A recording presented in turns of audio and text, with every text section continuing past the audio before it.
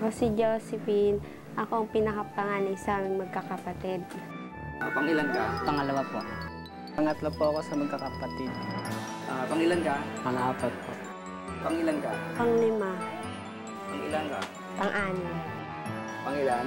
Pang-pito po. Pangilan? Pang-walo. Pangilan ka?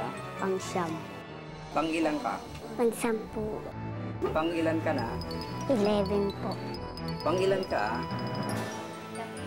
Pang-12. Pangilan ka? 13. Pang-14. Pang-15. Pang-16. Minsan may mga nasasagap ko ng balita na nag-vasectomy, nagkakaroon ng infection, ayaw ko na. Kung hinihingi ng pagkakataon, hindi pa ako laigit. At lalong hindi ko yan ilalaglag.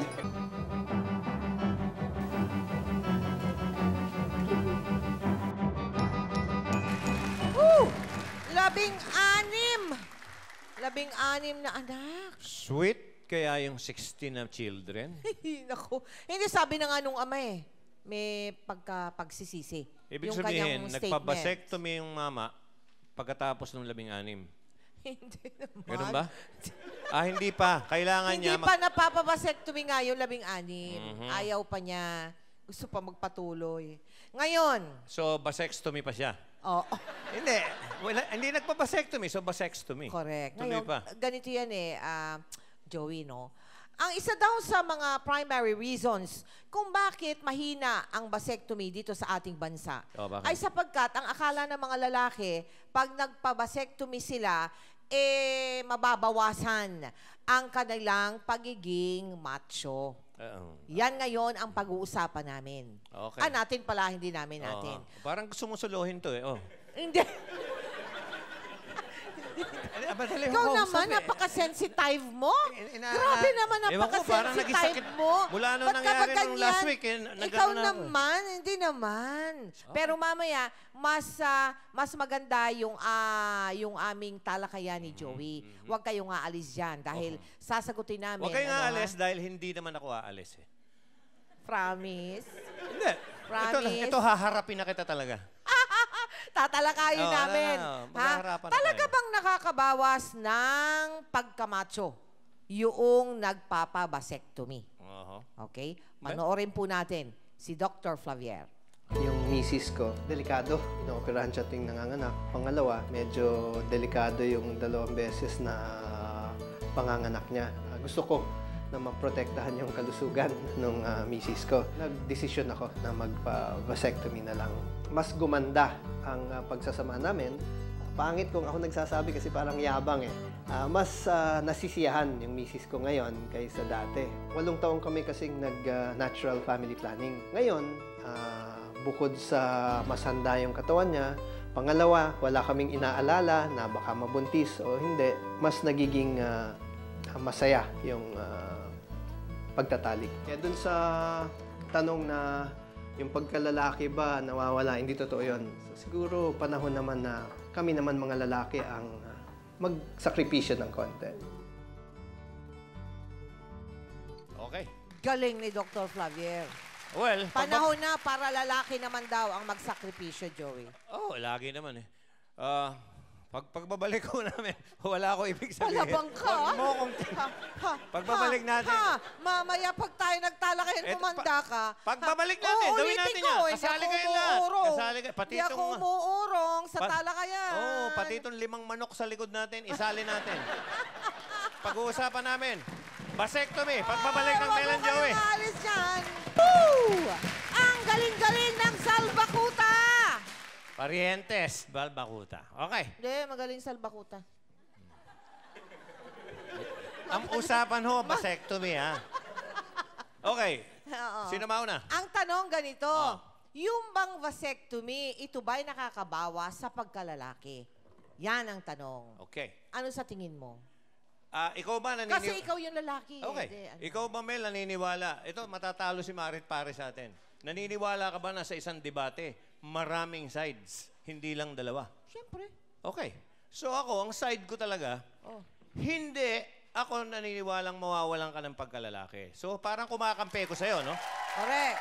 Okay. Kaya lang, Hindi na kailangan yung vasectomy na yan. Bakit?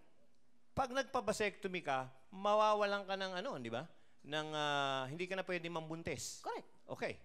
So anong gagawin mo? Maglalaro ka na maglalaro. Mawawalan ka ng responsibilidad. Yun ang mawawala eh. Yun ang importante. Sa akin kasi, walang vasectomy para ang responsibilidad ng lalaki nandoon habang buhay. Nabanggit mo kasi yung responsibilidad, sige. Joey. Okay. Alam mo, tulad ng nabanggit mo kanina, maraming pamamaraan sa pagtingin sa isang issue. Okay? Ang tingin ko dyan, and I will use the same word, responsibility, yung magpabasectomy is in itself being responsible for your family and your wife. Okay. Kesa mangyari naman na hindi mo mapigilan ang paglalabing-labing, taon-taon buntis si Mrs. Okay. Total din lamang kung hindi mo na mapigilan ang panggigigil, pigilan mo at least, pigilan mo yung pag-aanak ni Mrs. Okay. Huwag naman magagalit si Dr. Flavier. Kaya nga hindi popular yung vasectomy. Bakit? Depende kasi yan eh. Sa? Paano? Ang pinakamaraming anak sa Pilipinas ay yung mga mahihirap. Surgery yan. Yan ay operasyon. Ibig sabihin, kailangan mo ng pera. Paano ngayon yung mahirap? Hindi. Na walang ibabayad. Teka Di ba? muna. Huwag ka munang lumayo. Ang atin lamang pinag-uusapan dito ay kung makakabawas ba sa pagkalalaki Pero ang vasectomy. hindi nga eh. Magkakampi tayo ron eh. Oh. Kaya lang, hindi na kailangan ng vasectomy. Iniba ko ang topic, bali. Ibang debate na natin. Ba't mo iniiba? Hindi naman ikaw ang ipin nito. Host Host lang tayo eh. Host lang tayo. Palibhasa, hindi mo ako matalo dun sa punto ko. Kaya iniiba mong topic. Ibig mo Hindi sabihin- maganda yung ganyang mga rules sige, and sige. regulations. Babalik sa ako. pagdedebate. Hindi. O di magkakampi tayo. Di wala nang debate. Ay, anong klase ito? Ba't ka kumampi sa akin? Hindi nga eh. Masaya nga Wala tinanong ka kita namang kanina stand. Sabi ko sa simula, Oh. naniniwala ka ba na sa isang debate, marami talagang sides. Natural. Hindi meron. lang dalawa. Oo, natural. So, Oo. iba pa yung side kong yun. Hindi ako nakikialam sa ano nyo. Oo. Na, okay, hindi mababawasan ang pagkalalaki mo. Kaya lang, So, mawawala naniniwala ka na hindi mababawasan ng Hindi. pagkalalaki? O Eh, paliwanag paraan mo, yun eh. bakit? Bakit ka? Ba't ka naniniwala? Kasi, ayon sa research, sa mga Okay. pananaliksik, pag inoperahan naman kayo sa vasectomy, nandun pa rin yung gana nyo. Okay. Nandun pa rin yung mga normal na galaw ng katawan nyo at reaksyon. Okay. Walang nababawas, kundi yung semilya nyo, hindi nasasama dun sa fluid Yeah. na lumalabas sa lalaki para Yeah. pumasok sa babae at makipag-mate. Wow! Ang galing-galing mo! Sino ba nagsabing bastos ka? Napakagaling mo magpaliwanag! Totoo ang naman eh. ganda naman ng paliwanag mo. Ganon talagang disenteng-disente. O, di ngayon, ikaw naman ang kumakampi sa akin. Parang, anong parang? Parang disenteng-disente ang dating mo doon. Walang kabastusan, walang Hindi. mali siya. Totoo po yan. Okay naman ang vasectomy dahil hindi naman mawawala talaga yung lahat ng normal na gusto nyo. Kaya lang, yun yung responsibilidad sa akin. Pabayaan mo sa lalaki yun. Kasi namamroblema sila dahil, hindi ba yung withdrawal? Alam niyo ho yung withdrawal? Yung ibang mga pamamaraan ng pag yung- family planning. Yung hinuhugot. Okay. Okay. Hindi, totoo yan eh. Nakakahirap daw sa babae. Daw. Sa akin, hindi. Alin? Sa akin, okay lang. Dahil may responsibilidad ako. Yun ang sinasabi ko. Hindi nakakasakit yun. Sabi, magkakasakit ka pag ginagawa mo madalas. Oo. Tinanong Hindi ko ko rin alam kay eh. Dr. Flavier yan eh. ano Yung sabi tatay mismo. Ano sabi niya? Walang koneksyon. Walang koneksyon. Oo. So, mas gusto mo yun? Hindi, yung responsibilidad maiwan, bahala ka. Oo. Ngayon, maraming paraan. Yung pills, may mga epekto raw, umiinit ang ulo nyo. Oo. Nasa sa inyo yun. Nasa sa inyo yung But so far, paraan. alam mo, so far nga, yun lang vasectomy kasi, Oo. ang on the side of the man. Okay. Di ba? Sige. Kaya ang sinasabi ni Dr. Flavier kanina, dapat, Pagtatali po ito. kayo naman, ang lalaki naman din, kinakailangan, mag-participate din. Ano yung sa doon babaeng katapat niyan? Ligation. Ligation. Tali rin naman, yan. Tali naman din yun. Ay, inaalis diba? lang po rito K para hindi maging talik. Tali lang, no?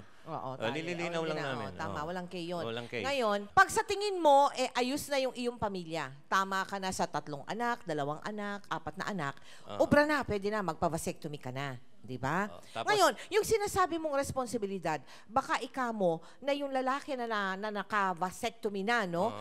Wala nang isiping responsibility and sow his wild oats around sa Ingles. Yun ang sinasabi Yun, ko. Hindi lang responsibilidad sa pamilya, pati yung outside. Yan, Baka mag-party ng mag-party Oo, yan. yan. Yan ang delikado eh. Ngayon, nandiyan mo makikita ang karakter ng lalaki na kahit na siya ay naka-vasectomy at hindi na uubrang magbuntis, no? Kung ang kaisipan niya at ang puso niya at ang commitment Nasa ano niya lang niya. ay nasa pamilya niya, aba, ano bang maghubad-hubad pa, magtuwad-tuwad pa yung babae dyan? Oh, di ba?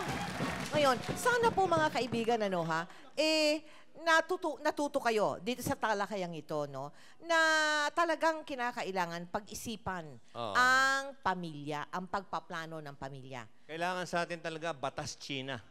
Hindi. Oo nga. Hindi. Ang batas sa China, ngayon, isang anak lang pwede. Kailangan sumunod ka. Oo, pero hindi naman ganun. Radical naman yan masyado. Ganun Kasi doon, pinapatay na nila eh. Merong ganun eh. Kailangan sa atin ganun. Kundi, kami na kayo 16. Ayoko naman ng ganun. Oo. Ilan ba anak mo? Ako 5. 5? Si Ruby Rodriguez, Oh, pangalawa pa lang. 16, isang anakan. Wag na!